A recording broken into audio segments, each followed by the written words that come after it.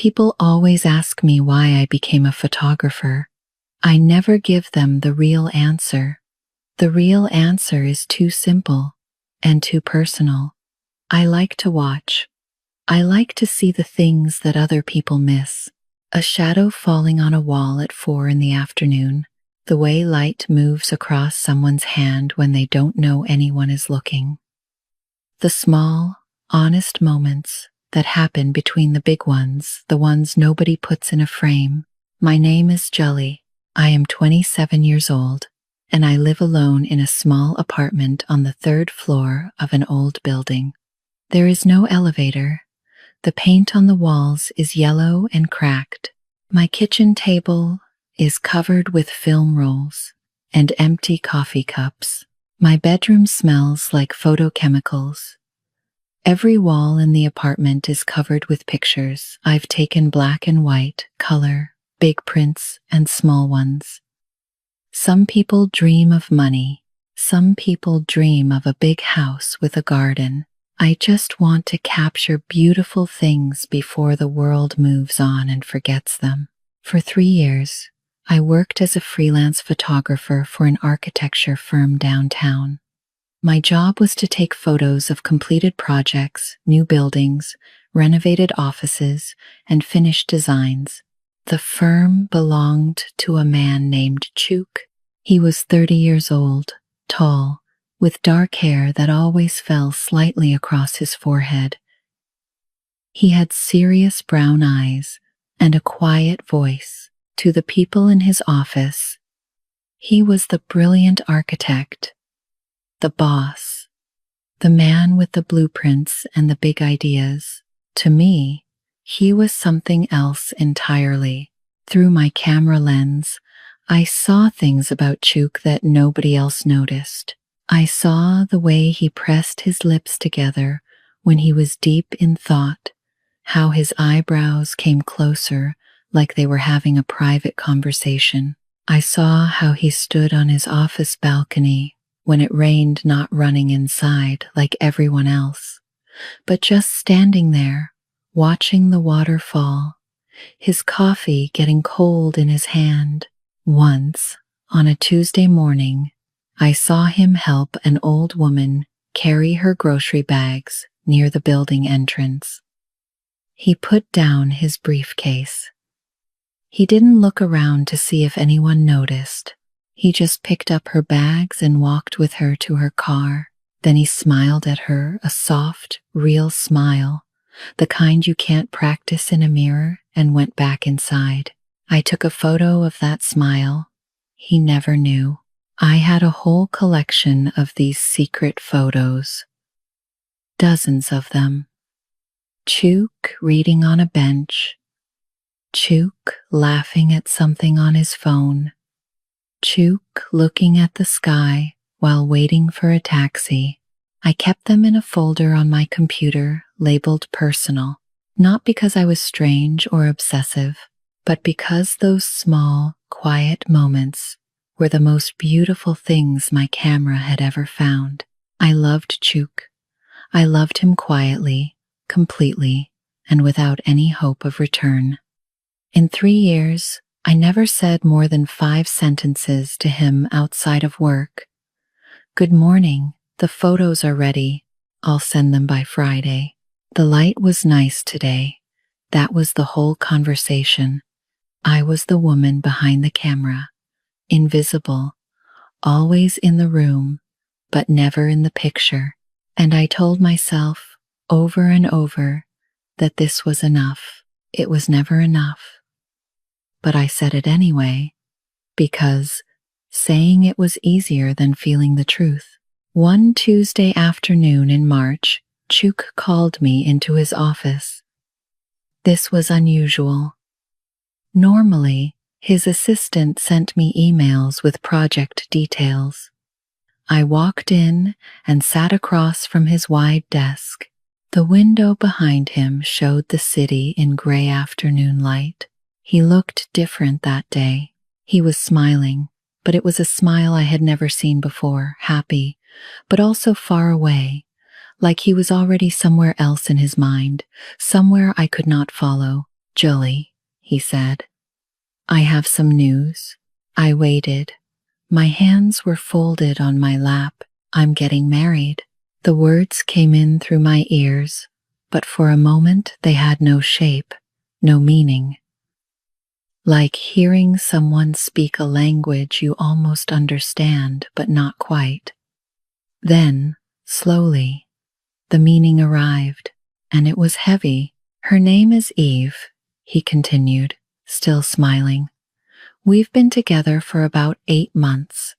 She's amazing." 8 months. I counted backwards silently. 8 months ago was November. I was photographing his newest building on a cold November morning, my fingers red from the wind. He was probably already in love with her then. He was probably texting her while I adjusted my lens in the parking lot, and I had no idea she even existed. "Congratulations," I said. My voice came out steady, normal. I was surprised by that. Inside my chest, something went very cold and very still. Like someone opened a window in the middle of winter and all the warmth left without warning. "Thank you," Chuk said. He leaned forward in his chair. "I actually wanted to ask you something important.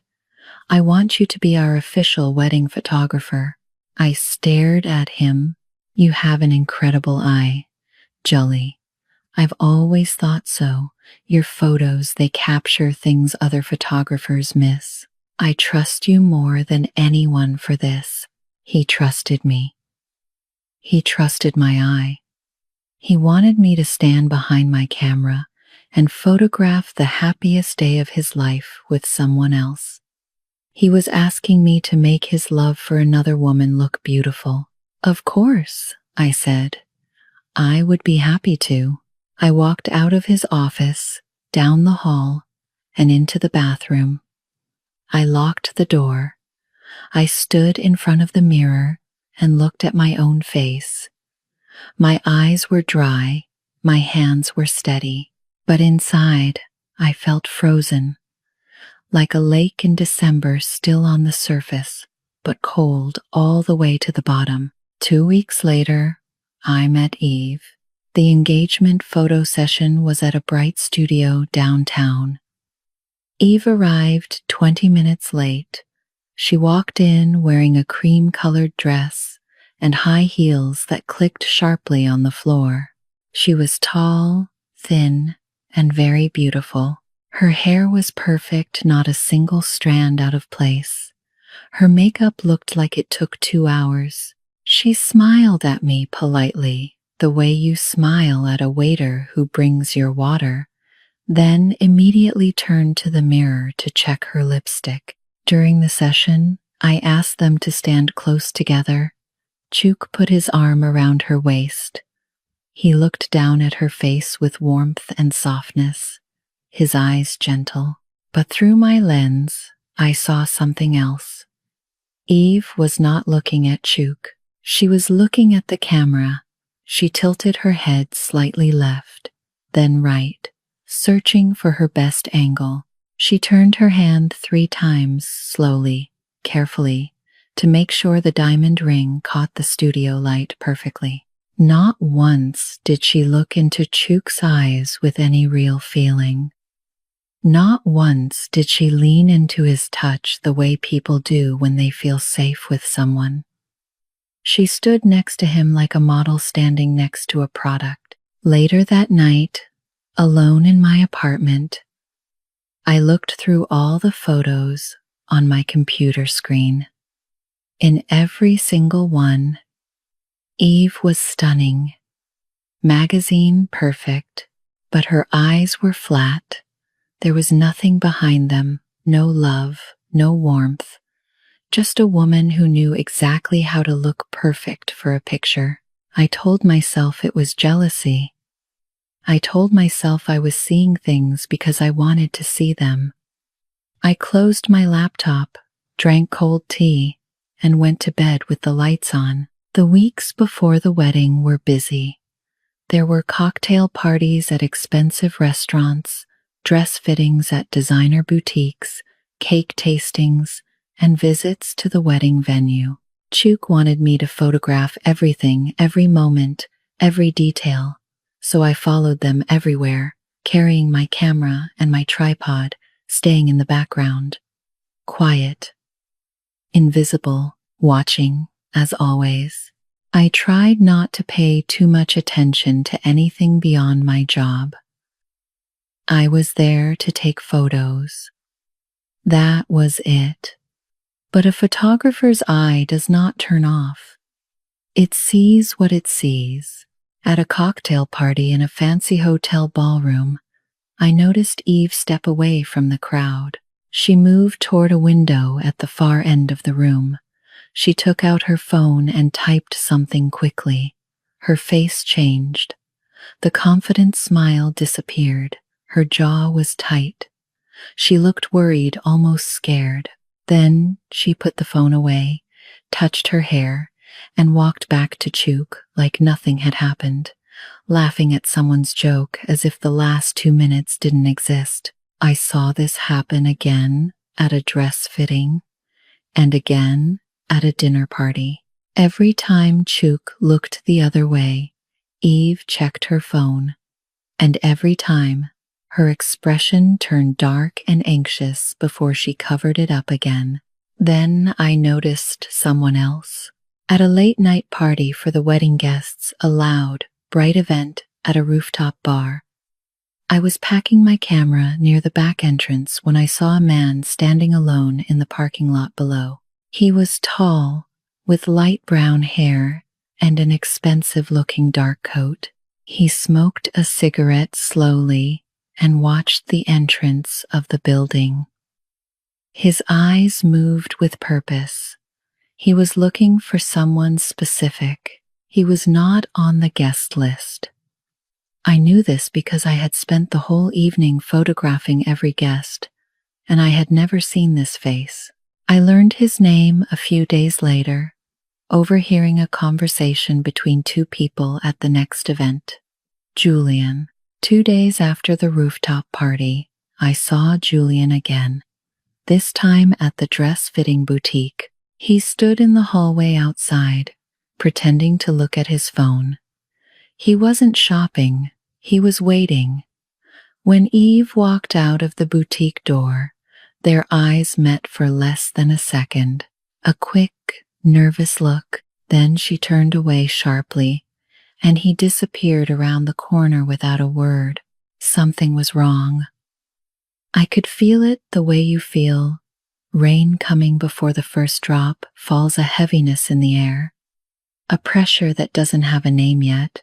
After that, I started paying closer attention. Julian appeared everywhere Eve went. Parking lots, hotel lobbies, side hallways. He never spoke to her in front of other people. He never stood close, but he was always there, somewhere in the background, like a shadow that only my camera could find. And Chuk? Chuk noticed nothing. He was too busy with work and wedding plans and being in love.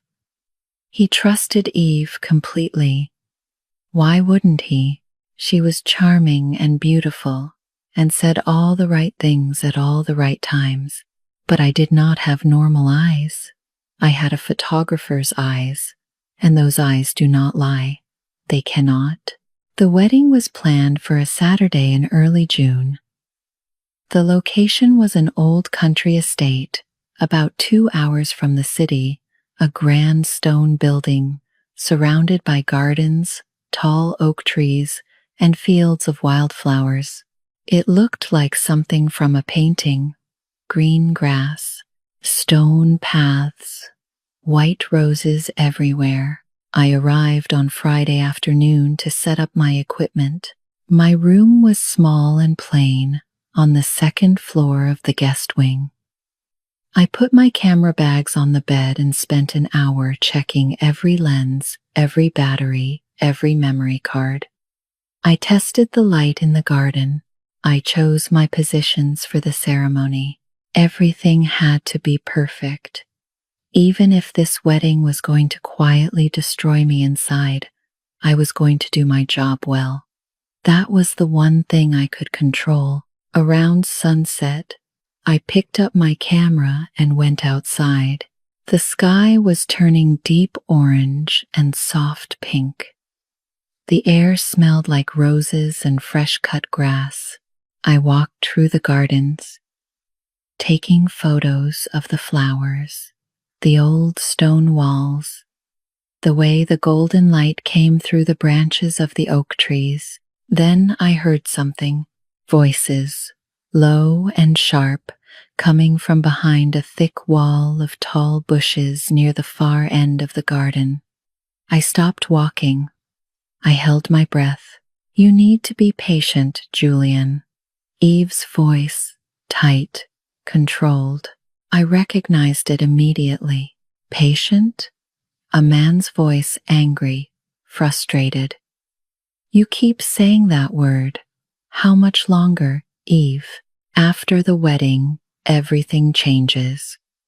I'm marrying him for the inheritance. You know that. That was always the plan. Just give me a little more time." A pause. Then a sound that was soft but unmistakable. A kiss. My body went completely cold. My fingers started shaking. My heart was beating so hard I could hear it in my ears, louder than the birds, louder than the wind in the trees. Very slowly, I raised my camera. I pushed one branch aside with my finger, just enough. Through my long lens, I saw them. Eve and Julian, standing close together. Her hand was on his chest. His arms were around her waist. Her eyes were closed. Click. One photo. One single image. That was all I needed. I stepped back. Slowly, carefully, I walked back to the house on legs that felt like they belonged to someone else. I climbed the stairs. I closed my door. I sat on the edge of the bed and looked at the photo on my camera's small screen. It was clear. It was sharp. It was the truth. Now, I had to choose what to do with it. If I showed this photo to Chuk, I would destroy everything. His wedding, his happiness, his trust in the person he loved. Even if that happiness was built on lies, it would still hurt. It would hurt terribly. But if I stayed silent, he would marry a woman who saw him as nothing more than an inheritance. He would live inside a beautiful lie and never know the door was locked from the outside. I sat there for hours. The room grew dark. I did not turn on the light. I just sat and thought, feeling the weight of that one photograph pressing down on me like a stone on my chest. Morning came. I had not slept at all. I looked out my window and saw the garden being prepared for the ceremony below. White chairs set in perfect rows, flowers arranged on every table, a long white cloth path leading to the altar. Then I saw Chuk. He walked across the green grass in his groom's suit. Dark blue, perfectly fitted. His hair was neatly combed. He was smiling, not the distant office smile. This was something deeper. This was pure hope. He looked like a man who believed the world was good and love was real, and today was going to be the best day of his life. Seeing that smile almost broke me. I turned away from the window. I looked at my camera on the bed. The photo was still there, waiting for me to decide. I could not face Chuk directly. I could not walk up to him, look him in the eyes, and say the words. I was not that brave. I had never been that brave. I was the woman who watched from behind the lens, always behind something, but I could do this one thing. I connected my camera to the small portable printer I had brought for the wedding. The printer hummed. The photo came out, still warm. I looked at it once more, Eve and Julian, together in the garden, the truth in full color. I placed it inside a plain white envelope. Then I took a pen and wrote a note on a small piece of paper. You deserve the truth. From someone who has always watched you from a side. I folded the note, put it with the photo, and sealed the envelope. I walked down the hall to Chuk's room. The door was open. No one was inside. His jacket hung on a chair. A vanity mirror stood on a table near the window, next to his watch and a small glass of water. I placed the envelope on the table, right where he would see it. Then I left, quietly, like a ghost. The next hour was the longest of my life. I stood in the garden with my camera, pretending to photograph the decorations, the arriving guests, the flowers. My hands were not steady. I kept adjusting my lens to hide the shaking. Guests filled the chairs.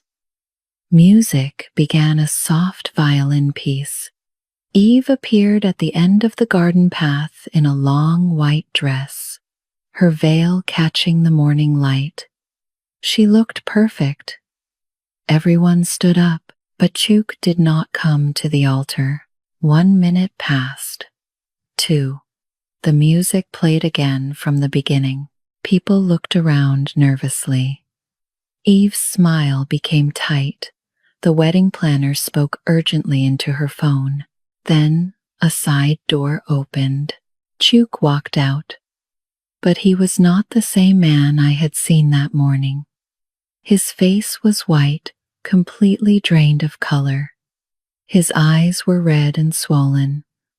His hands hung at his sides, trembling.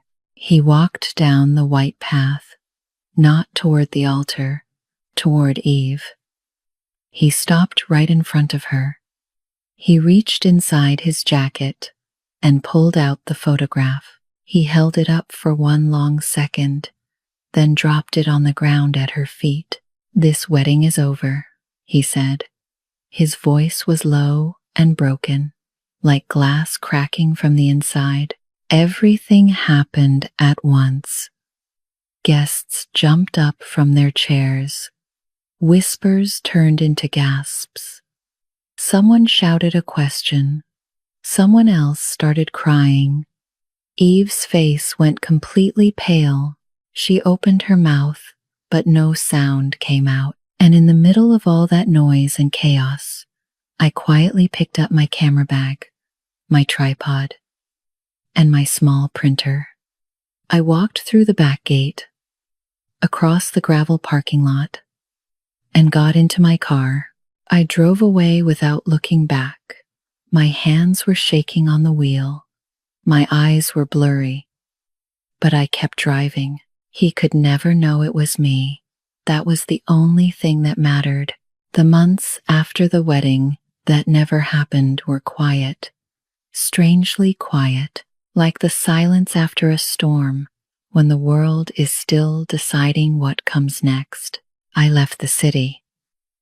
I moved to a small town near the coast where nobody knew my name and nobody asked questions.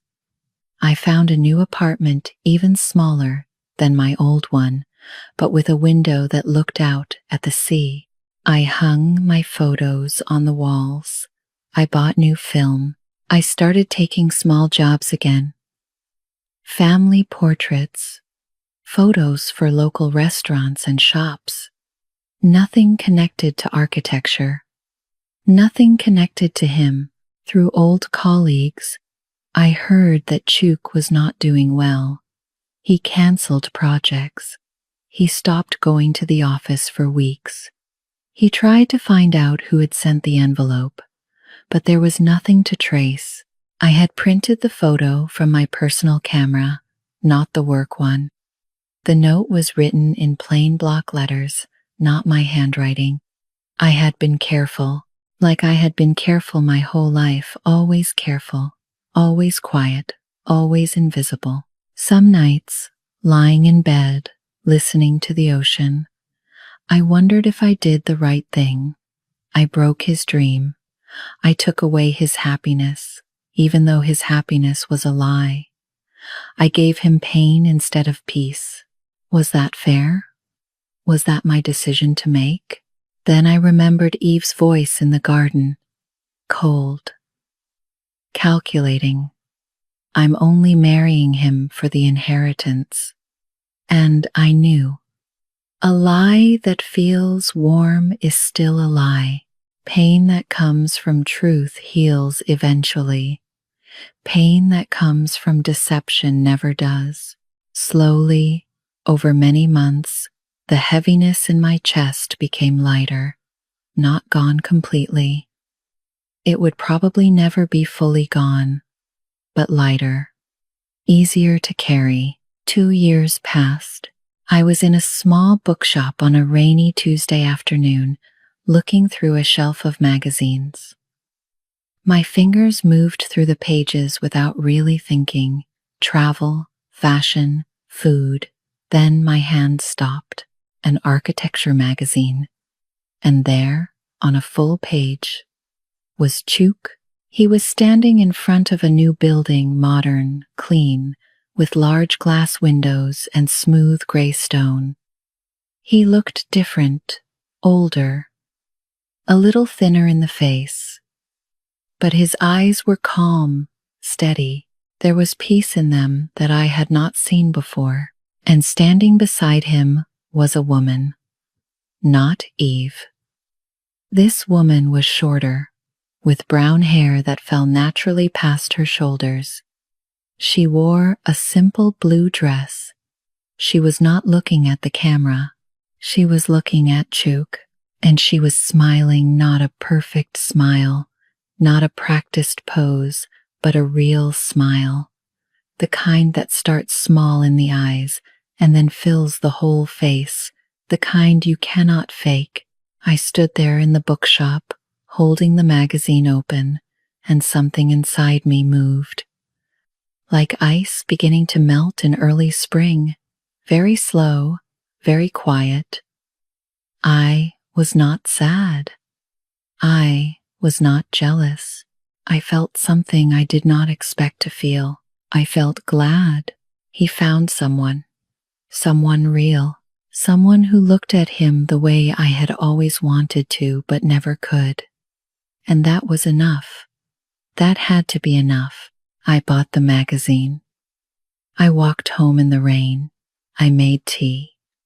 I sat near my window and watched the water run down the glass just like he used to do, standing alone on his office balcony. Then I picked up my phone and opened my photo gallery.